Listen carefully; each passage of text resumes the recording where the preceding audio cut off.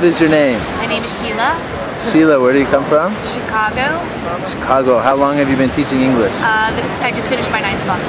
9th month. Okay. Well, I've taught English prior in the States.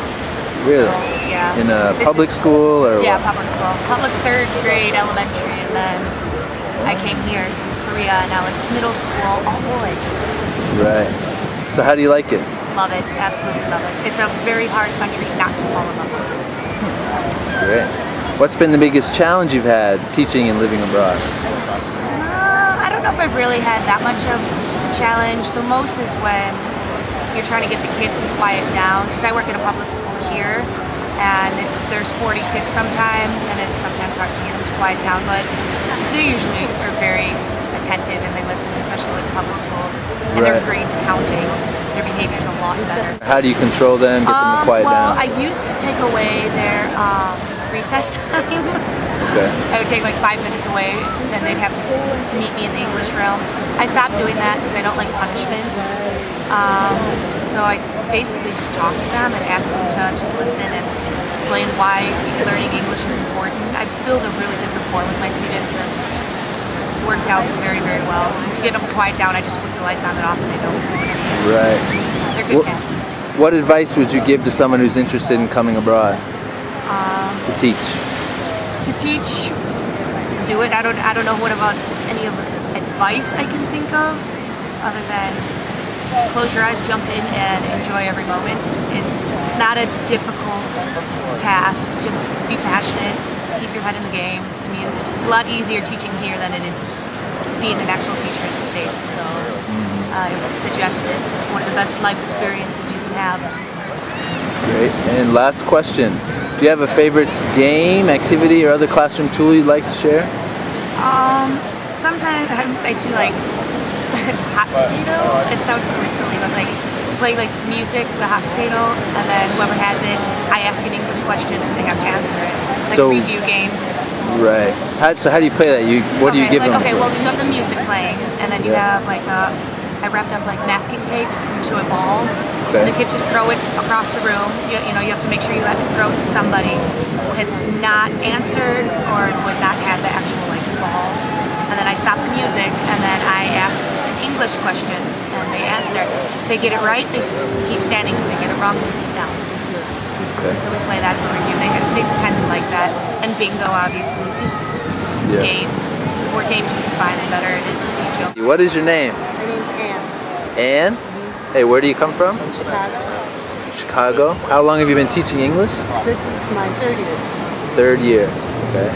And I heard you have some experience teaching in hagwons and public school? I did an English village, Hagwon, and public school. Okay, which did you like better?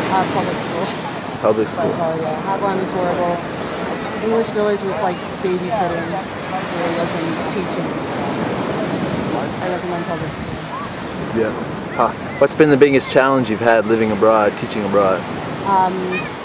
Being Korean American. I'm sorry? Being Korean American. Everybody expects me to speak Korean, but at least people in Busan are friendlier than in Seoul. Yeah. I got a lot of. Right. Do you have a favorite tip, classroom game, or activity you'd like to share? I'll usually play like a quiz game to review, but there's a game called Switch, Steal, Lose. Okay. It's really good. You can use it for spelling, vocabulary questions, or topic questions. How do you play that?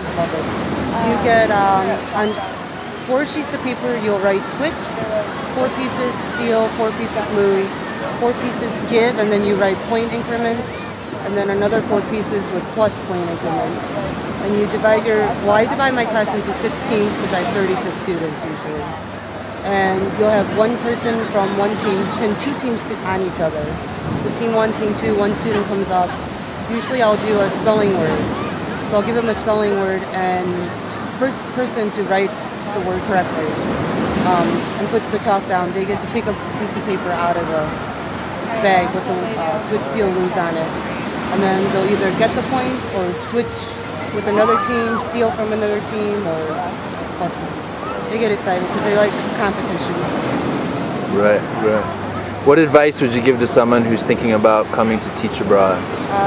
Come here or come with a really open mind. And don't think that the place, country, wherever you're going to is going to be anything like home. Great. Be open and... What is your name? John. John, where do you come from? Clarion, Pennsylvania. Pennsylvania. How long have you been teaching English? About 2 years now. 2 years. How do you like it? It's been good so far. So far? All 2 years in Korea? Yeah, all 2 years in Korea. What's been the biggest challenge you've had teaching abroad? Adjusting the culture, I guess. Okay. Do you have a favorite game or activity you'd like to share? You mean in class? In class, yeah. Well, there's I don't know. The game seems like this. It's like a dart ball, you know, and we have the marker boards, and I just draw like a dart ball, a sticky ball. Yeah, a sticky ball with like darts on every edge of the ball or whatever. And you know, this game's ask comprehension questions, and the student gets it right, and their team, some of the student gets to throw it, and they get points. Students really seem to love that one. So what's on the board? What do you draw on the board? I just draw a target. You know, 10 points on the outside to, you know, maybe 50 points in the middle. Yeah. But I don't play that game anymore. Now it's just a point system just to keep the kids under control. It's just, you know, they speak Korean, minus a point. If they answer a question or, you know, do a good job in class, plus a point. Yeah. So it keeps students under control. So. Right. That seems to work. How's your housing? My housing is really nice. Nice. Got a loft, a nice living area, bathroom, kitchen. Yeah. Good. And what advice can you give to someone who's thinking about coming abroad to teach?